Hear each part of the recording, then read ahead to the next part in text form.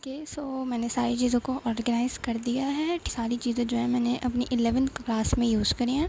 So let me tell you about this. Okay so सबसे पहले तो यहाँ पर जो है मेरे पास मेरी सारी बुक्स हैं, ठीक है, जो 11th क्लास की हैं। Of course maths, Islamiyat, English. But the thing कि मेरे पास इकनॉमिक्स की दो बुक्स हैं बिकॉज़ ये गलती से 2 आ गई थी, अब क्या कह सकते हैं। एंड अकाउंटिंग की भी मेरे पास एक पुरानी वाली जो है वो आ गई थी हियर, दिस वन। और असल में ये वाली चाहिए थी, पहले मैंने ये वाली ली थी, then I bought this one. तो दीज आर द बुक्स जिनसे मैंने पढ़ा है इस पूरे साल में, ठीक है। उस here I have all the registers जिनसे मैंने पढ़ा है। आई थॉट कि शायद 3 रजिस्टर से मेरा काम चल जाएगा, but I was wrong because मैंने जो है सारे नोट्स वगैरह ऑलमोस्ट सारे खुद ही बनाए हैं, तो इसीलिए फिर मुझे इतनी सारी कॉपीज़ लगी हैं, as you guys can see here, ठीक है। And then we have here the readymade notes.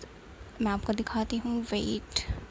Okay so पहले तो हमारे पास आ जाती है ये इस्लामियात की गाइड बुक, ठीक है। इससे मुझे बहुत ज़्यादा हेल्प मिली है and it's the best, like literally the best. मैंने कभी ऐसे गाइड बुक्स वगैरह ख़रीदी नहीं है, this was the first time, और ये बहुत अच्छी है। तो अगर कोई 11th क्लास का स्टूडेंट देख रहा है अब, तो यू कैन बाय दिस, ये बहुत अच्छी है। ओके सो एक इस्लामियात की मैंने गाइड ख़रीदी थी, एक मैंने इकोनॉमिक्स के नोट्स ख़रीदे थे। These were really helpful. और ये अंदर जो है वो सिलेबस है, रिड्यूस सिलेबस, वो मैंने कॉपी करवाया था, वो है। And then okay so then these are my Urdu के नोट्स।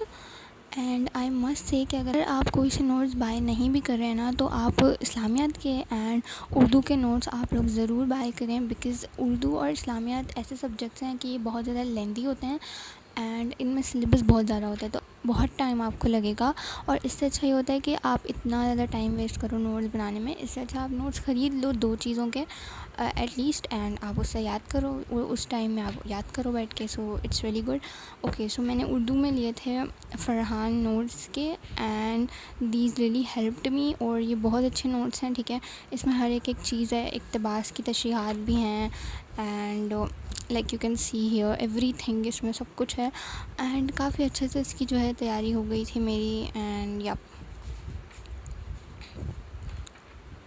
सो या this is also I would recommend, ठीक है। नेक्स्ट जो नोट्स हैं मेरे पास, तो वो हैं ऐसे समझ में नहीं आ रहा होगा, these are about for POC, ठीक है। पीओसी के नोट्स मैंने लिए थे बिकॉज़ पीओसी का सिलेबस भी जो है वो थोड़ा ज़्यादा था, एंड ऑफ कोर्स मैं पहली दफ़ा पढ़ रही थी, तो मुझे इतना कुछ समझ नहीं आ रहा था इसमें, पीओसी में भी एंड इकोनॉमिक्स में भी। तो मैंने बोला कि अब मैं इनके बैठ के नोट्स बनाऊँ या याद करूँ, तो इससे अच्छा पहले मैंने नोट्स ले लिए एंड देन मैंने जो है पूरी अच्छे से पढ़ाई करी।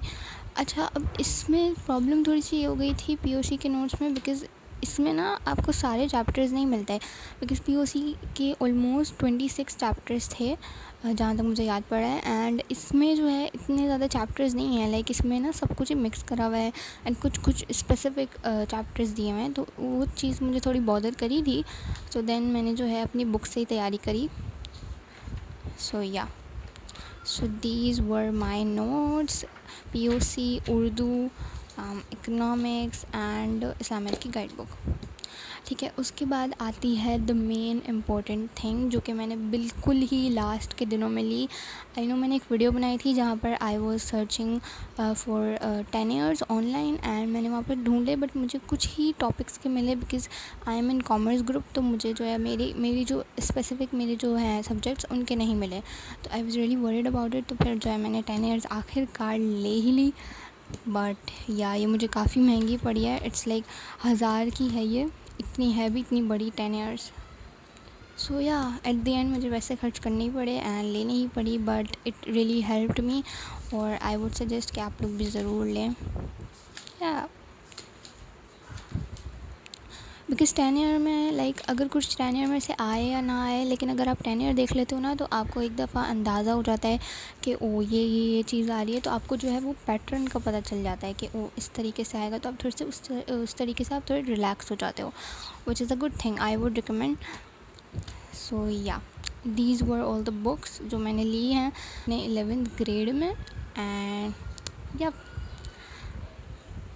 Okay, so I am also thinking to make a video in which I'll tell के what to do and what to not do in class 11, because अब मेरी तो class 11 ख़त्म हो गई है and I have a lot of experience from it. और जो मैंने गलतियाँ करी वो भी मैं बताऊँगी and जो would have done वो भी मैं बताऊँगी. So yeah, अभी फ़िलहाल के लिए हम लोग declutter करते हैं अपनी चीज़ों का and yeah, let's go.